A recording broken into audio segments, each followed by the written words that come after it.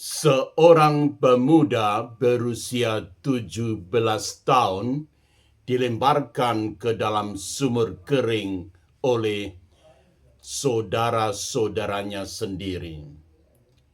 Mereka baru saja menghabiskan makan siang sambil menunggu dia mati. Lalu datang rombongan pedagang. Ia dijual sebagai budak seharga 20 shikal perak, harga seekor kedelai. Siapakah pemuda itu? Ia adalah Yusuf, anak kesayangan yang dibenci, budak yang difitnah, tahanan yang dilupakan, yang akhirnya menyelamatkan bangsa yang dulu membuangnya.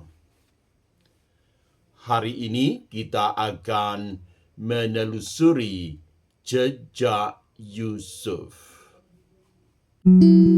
Tokoh Alkitab. Selamat datang di channel Tokoh Alkitab. Tema hari ini, Yusuf dari lubang sumur menuju istana Fir'aun. Pengantar.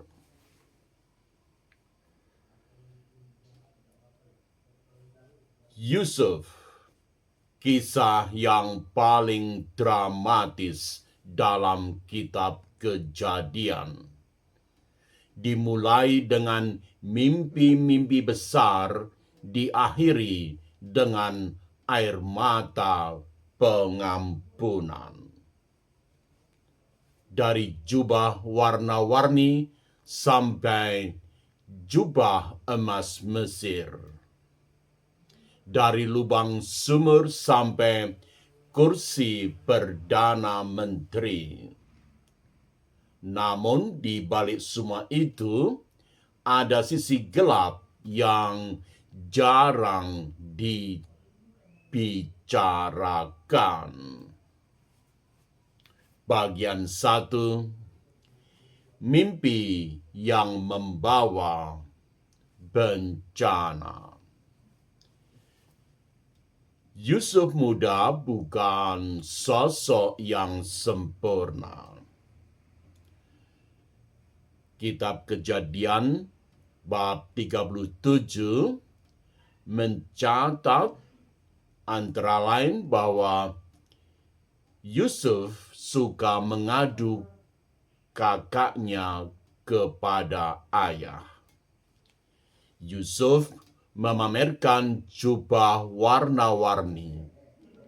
Yang paling fatal, ia menceritakan mimpinya bahwa saudara-saudaranya akan sujud kepadanya. Kitab Kejadian bab 37 ayat 4 tertulis sebagai berikut. Ketika dilihat oleh saudara-saudaranya bahwa ayahnya lebih mengasihi dia dari semua saudaranya, maka bencilah mereka kepadanya dan tidak dapat berkata-kata ramah kepadanya. Yusuf muda sombong. Kesombongannya nyaris membunuhnya. Karena saudara-saudaranya melemparkannya ke sumur, lalu menjualnya ke Mesir. Pelajaran pertama. Mimpi dari Tuhan pun bisa menjadi batu sandungan jika kita menyombongkannya. Bagian 2, difitnah dan dilupakan. Di Mesir, Yusuf bekerja di rumah Potifar. Ia setia, ia berhasil. Tetapi istri Potifar menggoda dia hari demi hari. Kejadian 39 ayat 9 mencatat jawaban Yusuf yang luar biasa. Bagaimana mungkin aku melakukan kejahatan yang besar ini dan berdosa terhadap Allah? Yusuf menolak. Apa akibatnya? Ia difitnah, kemudian dipenjara. Dipenjara bertahun-tahun. Bahkan ketika ia menafsirkan mimpi juru minum Fir'aun dan minta dibebaskan, juru minum itu lupa. 2 tahun Yusuf dilupakan. Pelajaran kedua, berbuat benar tidak selalu langsung berbuah. Kadang kita harus menunggu di ruang penjara yang lebih lama dari yang kita kira. Bagian 3, dari penjara menuju istana. Tuhan tetap memperhatikan Yusuf. Kejadian 41 mencatat Fir'aun bermimpi. Tidak ada yang bisa menafsirkannya. Juru minum teringat Yusuf. Dalam sekejap dari penjara, Yusuf dibawa ke istana. Ia menafsirkan mimpi.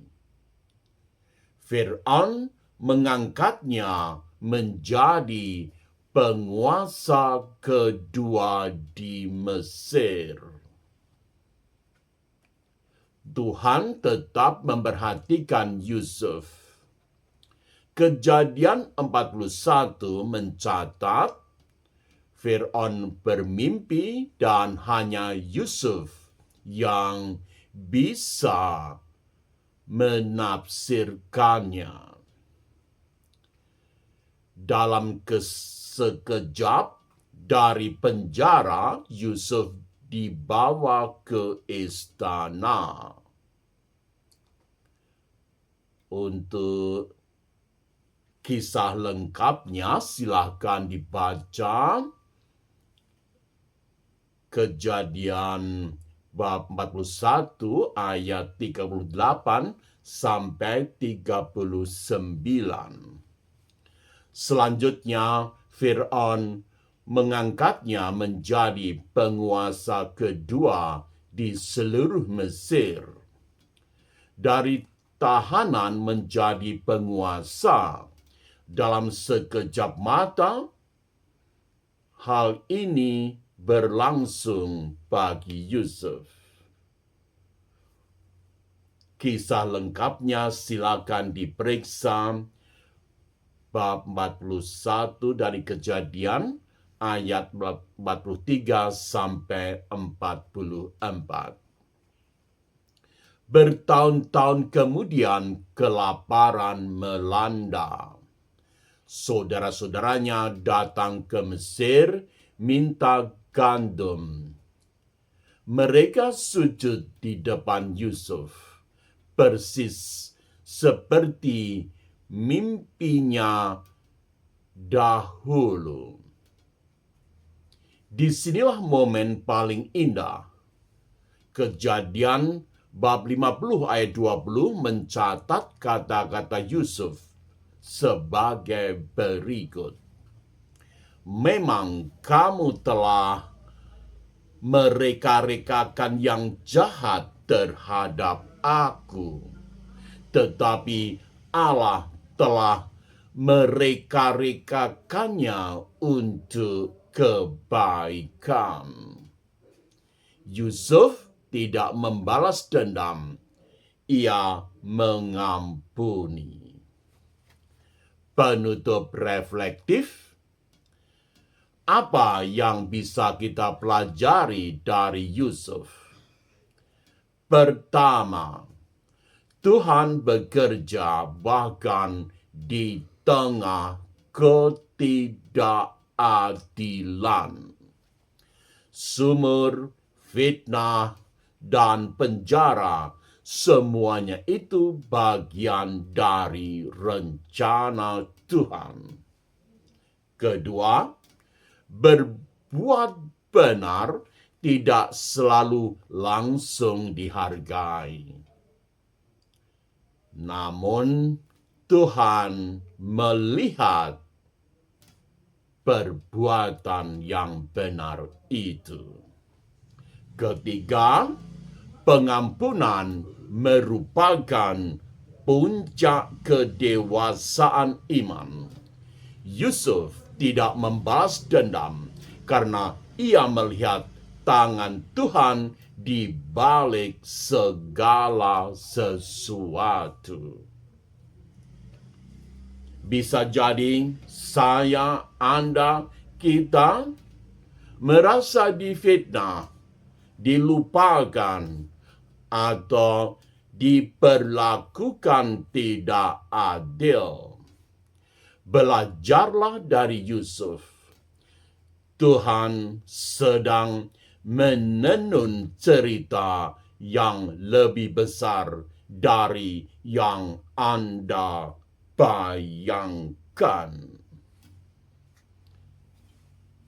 Di episode berikutnya, kita akan menelusuri jejak Musa, bayi yang dihanyutkan di Sungai Nil, yang lari ke padang gurun, dan yang akhirnya menghadapi Fir'aun demi membebaskan bangsanya.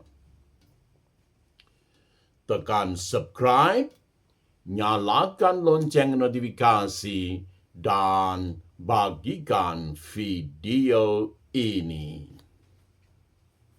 Sampai jumpa di jejak tokoh Alkitab berikutnya. Tuhan memberkati Anda semua.